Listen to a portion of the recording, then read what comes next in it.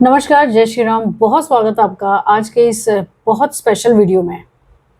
बहुत बार हम बात करते हैं उपायों की, ग्रहों की, लेकिन आज के इस वीडियो में बात करेंगे कुंडली एनालिसिस की, कुंडली प्रेडिक्शंस की, कि कैसे हम लोग, जो खासतौर से मेरी अपनी जो गणना है, कैसे प्रेडिक्शंस हम निकालते हैं, कैसे ग्रहों को हम लोग स्टडी करते हैं, कैसे चीज़ों को देखा जाता है ब्रीफ में आप सभी को, क्योंकि हमने सीरीज शुरू की ही हुई है जिसमें बहुत सी चीज़ें आपको ब्रीफ में मैं बताती हूँ। आज इस वीडियो में आप देखेंगे कि कुंडली को देखना कैसे होता है।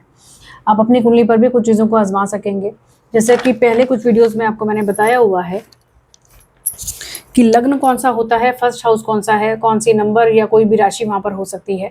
तो जैसा आप यहाँ इस वीडियो में इस बोर्ड पर आप देख सकते हैं कि फर्स्ट हाउस, और ये है हमारा फर्स्ट हाउस। यहाँ पर 12 नंबर लिखा हुआ है जिसको हम कहते हैं मीन राशि। मीन लग्न से इसका मतलब ये कुंडली जो है वो शुरू होती है। और यहाँ लग्न में आपने देखा कि राहु बैठा हुआ है।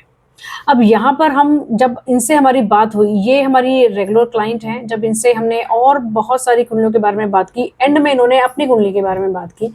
तो जो इनसे हमारी बात हुई, उन्होंने जब इन सब चीज़ों को एग्री किया, तो इस वीडियो को मैं आप सबके सामने शेयर कर रही हूँ आज।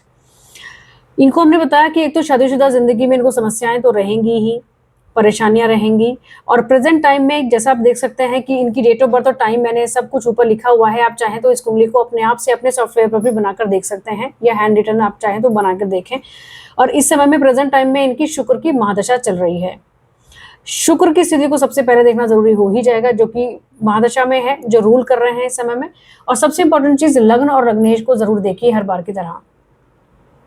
यहाँ पर अगर लग्नेश की बात करें तो जुपिटर हो जाते हैं, जो कि बहुत सी अच्छी चीजों को देते हैं, लेकिन जरूर से ध्यान दीजिएगा कि लग्न में बैठा हुआ राहु, जो बहुत सी स्ट्रेस परेशानियां देगा इनको, ऐसे कुछ चीजें दे देगा कि जिससे ये अपने लिए खुद ही परेशानियों को कई बार क्रिएट कर लें। पूरी कुंडली को ध्यान से देखते हैं तो समझ में आता है कि मैरिटल लाइफ में, शादीशुदा जिंदगी में प्रॉब्लम्स तो रहेंगी ही। अहंकार यानी कि ईगो का समावेश यहाँ बहुत ज्यादा रहेगा। पितृदोष भी इस कुंडली में बनता है जब लग्न में राहु है और साथ में सूर्य और केतु की युति हो जाती है, तो यहाँ पर पितृदोष भी निर्मित हो गया। सबसे इंपॉर्टेंट चीज ये भी जरा ध्यान से देखिएगा कि इनको रिश्तों में प्रॉब्लम एक ही नहीं, बल्कि हर एक वो रिश्ता जिस पर ये यकीन करेंगी, जिस पर ये भरोसा करना चाहेंगी, मैक्सिमम जगह पर इनको चीटिंग, धोखा या वो एक्सपेक्टेशंस नहीं पूरी हो पाएंगी जो शायद ये रखती हो। इसका खास रीजन है इनका शुक्र। अभी तक कुछ चीजें चलती रही, जैसे कैसे काम चल रहा था, शादीशुदा जिंदगी में प्रॉब्लम्स आ ही रही थी, वहां से कुछ प्रॉब्लम्स को उन्होंने फेस किया। लेकिन सबसे इंपॉर्टेंट चीज है, पिछले 2020 से इनको कुछ खास चीजों का सामना करना पड़ा। इसके दो रीजन हैं। सबसे पहला इंपॉर्टेंट चीज आप ध्यान दीजिएगा, चंद्र राशि क्या बनती है। यहाँ पर चंद्रमा कहाँ बैठते हैं, स्वग्रही होकर, यानी कि चंद्रमा की इंपॉर्टेंट और बढ़िया पोजीशन हो जाती है कि वो अपने ही घर में स्व राशि में हो और पंचम भाव में हो। लेकिन पिछले 2020 की अगर मैं बात करूं तो यहाँ से इनको ढैया शुरू हुई 2022 से, लेकिन इस समय में भी इनको कुछ ना कुछ चीजों को देखना पड़ा, क्योंकि 2020 से इनकी शुक्र की महादशा शुरू हो जाती है। शुक्र वैसे ही नीच राशि में है, आप देख सकते हैं इस कुंडली के अंदर सप्तम भाव में शुक्र बैठे हैं नीच राशि में।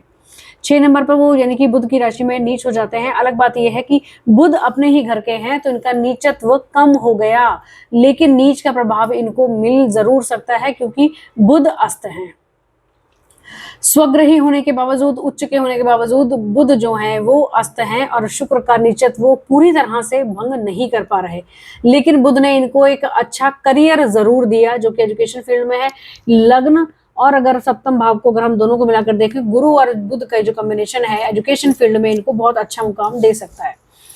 अब समस्या कहाँ शुरू होती है देखा जाए तो, यहाँ पर एक तो शनि की ढैया में है, साथ ही साथ में शुक्र की महादशा। ढैया इनकी जो है वो 29 मार्च 2025 को खत्म हो गई है। उसके बावजूद भी कुछ इम्पैक्ट इनके ऊपर जरूर रहेगा क्योंकि चंद्रमा की राशि में है, खुद अपना चंद्रमा। इसके साथ में एक बात और भी ध्यान दीजिएगा कि यहाँ राहु की दृष्टि चंद्रमा पर है, तो 7.5 का या ढैया का इम्पैक्ट एकदम से नहीं जाएगा, बिकॉज राहु की दृष्टि भी चंद्रमा के ऊपर पड़ती है। ये बार बार फ्रीकिंग माइंड बनाता है इंसान को, बहुत जल्दी डिसीजंस चेंज हो जाना, एक चीज को डिसाइड करें दूसरी चीज पर बहुत जल्दी से स्विच कर जाएं। स्विच करना या चेंज इनकी लाइफ में कॉन्टिन्यूसली चलता रहेगा। रिश्तों की बात हम पहले ही कर चुके हैं कि ये जो जुतियां हैं आपस में ये भी बहुत अच्छी नहीं है। सबसे जो बड़ी समस्या जो हमने इनको बताई कि इनको हेल्थ को लेकर परेशानियां ज़्यादातर बनी रहेंगी, इसका क्या खास रीज़न है? पिछले कुछ वीडियोज़ में भी आपको मैंने कई बार शेयर किया है कि जो हमारा अष्टम भाव होता है, ये हमारे आयु का भी है, हमारी मृत्यु का भी है और साथ ही संघर्ष का तो ये है ही। ऑकल्ट साइंस का भी है, इंटेलिजेंसी का भी है। बट यहाँ पर जब भी हम एक खास सूत्र आप सभी को समझाऊँगी आज कि अष्टमेश एक ऐसा प्लैनेट होता है, अगर वो किसी भी तरह से आपके चंद्रमा के साथ या आपके लगन के साथ जब भी दृष्टि संबंध बना ले या किसी भी तरह से संबंध बना ले, तो ये लाइफ में ना स्ट्रगल को कभी खत्म नहीं होने देता और तब ये चीज़ें ज़्यादा बढ़ जाती हैं जब उसकी महादशा शुरू हो जाए। अब यहाँ पर ध्यान दीजिएगा, अष्टमेश यहाँ पर है शुक्र, वीनस जो कि इनके सप्तम भाव में बैठे हैं, सीधे लग्न को देखते हैं और यहाँ पर ये नीच राशि के भी हैं। अलग बात ये होती है कि आपको किसी और अगले वीडियो में ज़रूर समझाऊंगी कि नीच राशि का ग्रह हमेशा खराब नहीं करता। इसका क्या रीज़न है वो अगले वीडियो में बात करेंगे ही। हमेशा नीच का ग्रह खराब नहीं करता, लेकिन ये अष्टमेश होकर समस्या ज़रूर देगा यहाँ पर, क्योंकि इसका जो संबंध है वो लग्न से भी बनता है। इसके साथ में इनको हेल्थ इश्यूज शुरू हुए जब से 2020 से जो इनकी महादशा शुरू हुई है, यहाँ पर इनको हेल्थ इश्यूज आने लगे हैं और एक ऐसे हेल्थ इश्यूज जो कि डायग्नोज नहीं हो पाते। ये एक ऐसा मेन पॉइंट था हमारी कंसल्टेशन का जिससे इनको बड़ा अट्रैक्शन हुआ और बड़ा इनको बिलीव हुआ कि आप जो बात बता रहे हो वो सही हो रहा है। इन्होंने एम्स से लेकर जितने भी और बड़े बड़े अस्पताल हैं सब जगहों पर अपना इलाज करा लिया, जबकि बहुत भारी समस्या नहीं है, लेकिन इनको इस फिंगर में एक बोन की समस्या है जो कि अभी तक इनकी डायग्नोज नहीं हो पाई कि किस वजह से ये समस्या इनको बन रही है। और इसका खास रीजन है इनका शुक्र और इनका केतु। उपायों के तौर पर इनको अपने लिए शुक्र के और केतु के कुछ खास उपाय जो हमने इनको बता ही दिए हैं, इनको ये करने चाहिए।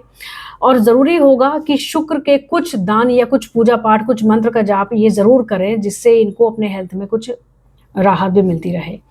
आप सभी को एक बात और मैं बताऊं यहाँ पर कि हेल्थ के लिए ना एक खास उपाय भी होते हैं, जिनको आने वाले शॉर्ट वीडियोस में आपके साथ में शेयर करूंगी।